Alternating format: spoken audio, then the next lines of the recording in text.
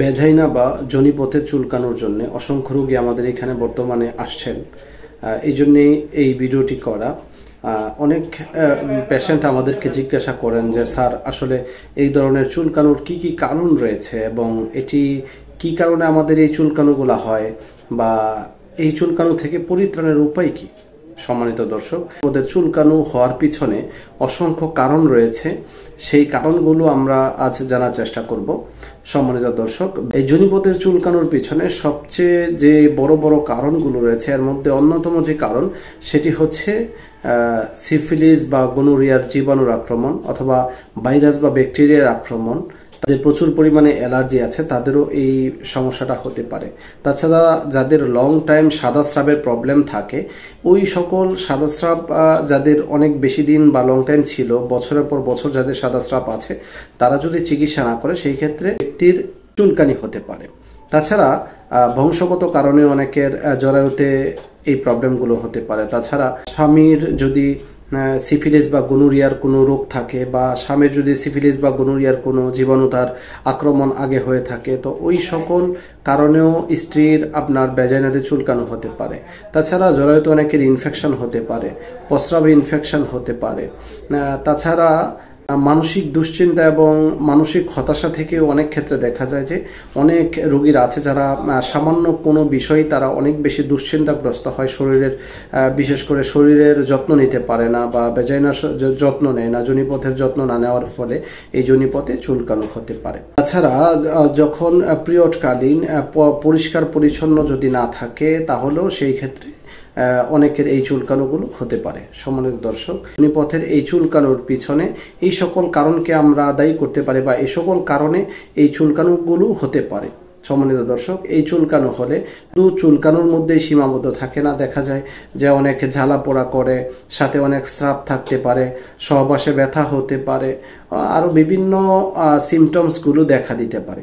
সম্মানিত দর্শক, যখন আপনার এই সমস্যাগুলো দেখা দিবে, তাহলে অবশ্যই আপনি একজন ডাক্তারের শরণাপন্ন হয়ে আপনার যে সমস্যাগুলো আছে সেই সমস্যাগুলো আলোচনার মাধ্যমে, আপনি ঔষধ সেবনের মাধ্যমে আপনি এই রোগ থেকে পরিত্রাণ পেতে পারেন। যদি আপনার এই ধরনের কোনো প্রবলেম থাকে, তাহলে আপনি গাইনি ডাক্তারের শরণাপন্ন হতে পারেন, অথবা হোমিওপ্যাথিতে আমাদের অসংখ্য ভালো ভালো মেডিসিন রয়েছে, যেই মেডিসিনগুলো আপনি সেবনের ফলে আপনার এই ভ্যাজাইনাল বা যোনিপথের চুলকানোগুলো ভালো হয়ে যাবে। সম্মানিত দর্শক, যদি যোনিপথে চুলকানোর পাশাপাশি ইনফেকশন থাকে, অথবা পুঁজ ঝায়, অথবা অনেক বেশি দুর্গন্ধ থাকে, অথবা সাদা স্রাবের মতো পানি সবসময় ঝরতে থাকে, তাহলে অবশ্যই আপনি পরীক্ষা নিরীক্ষা করেই আপনার ট্রিটমেন্ট গ্রহণ করা উচিত। এই যোনিপথের চুলকানোর জন্য ঘরোয়া যে চিকিৎসা সেটি হচ্ছে, আপনি প্রতিদিন অল্প কুসুম গরম পানি প্রস্রাবের রাস্তায় আপনি ব্যবহার করতে পারেন। একেবারে অল্প গরম, প্রতিনিয়ত হালকা কুসুম গরম পানি যখন আপনি এই ভ্যাজাইনাতে ব্যবহার করবেন বা যোনিপথে ব্যবহার করবেন, তখন দেখা যাবে যে আপনার চুলকানোটা অনেকটাই কমে গেছে। তাছাড়া আপনি এই সকল সমস্যাগুলোর জন্য হোমিওপ্যাথিতে আমাদের গুরুত্বপূর্ণ অনেক মেডিসিন রয়েছে। রেজিস্টার হোমিওপ্যাথিক ডাক্তার শরণাপন্ন হয়ে আপনার যেই লক্ষণগুলো আছে সেই লক্ষণগুলো আপনি বলে আপনি এই রোগের জন্য ট্রিটমেন্ট নিতে পারেন। সম্মানিত দর্শক, তবে কোনো ঔষধ ডাক্তারের শরণাপন্ন না হয়ে সেবন করা উচিত নয়। হোমিওপ্যাথিতে এই যোনিপথের চুলকানির জন্য আমরা অনেক ঔষধকে রোগী ভিত্তিক আলাদা আলাদা ঔষধ আমরা প্রেসক্রাইব করে থাকি। যদি কোনো ব্যক্তির ভ্যাজাইনাতে ভারবোধ হয়, চুলকানি থাকে এবং সাদা স্রাব থাকে, অথবা জ্বালা পোড়া থাকতে পারে, সেই ক্ষেত্রে আমরা সিপিয়া ওষুধটাকে সাজেস্ট করে থাকি।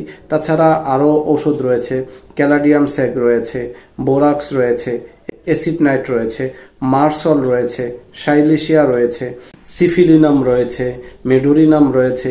রোগ ভিত্তিক এক একজনের এক এক ঔষধ আমরা প্রেসক্রাইব করে থাকি। তবে অবশ্যই আপনার রোগ লক্ষণ অনুযায়ী আপনি যে ডাক্তারকেই দেখাবেন না কেন, ডাক্তার আপনার সকল সমস্যাগুলো শুনে আপনার জন্য যেটি সবচেয়ে ভালো বেশি হবে সেই ওষুধটাই আপনাকে প্রেসক্রিপশন করে দিবে। সম্মানিত দর্শক, তাই নিজে নিজে ওষুধ কিনে খাওয়া থেকে বিরত থাকুন। অবশ্যই আপনার পার্শ্ববর্তী একজন ভালো হোমিওপ্যাথিক ডাক্তার শরণাপন্ন হয়ে আপনি আপনার সমস্যাগুলো খুলে বলে আপনি ঔষধ সেবনের মাধ্যমে এই সমস্যা থেকে স্থায়ীভাবে সুস্থ হতে পারবেন। সম্মানিত দর্শক, অথবা আপনি বাংলাদেশের যে কোনো প্রান্তে থেকে আমাদের সাথে যোগাযোগ করে আপনার রোগ বিস্তারিত আলোচনা করে আপনার জন্য প্রয়োজনীয় ওষুধ আপনি নিতে পারবেন। সম্মানিত দর্শক, আজ এ পর্যন্তই। দেখা হচ্ছে অন্য কোনো সময় অন্য কোনো ভিডিওতে। সে পর্যন্ত ভালো থাকুন, সুস্থ থাকুন। আসসালামু আলাইকুম।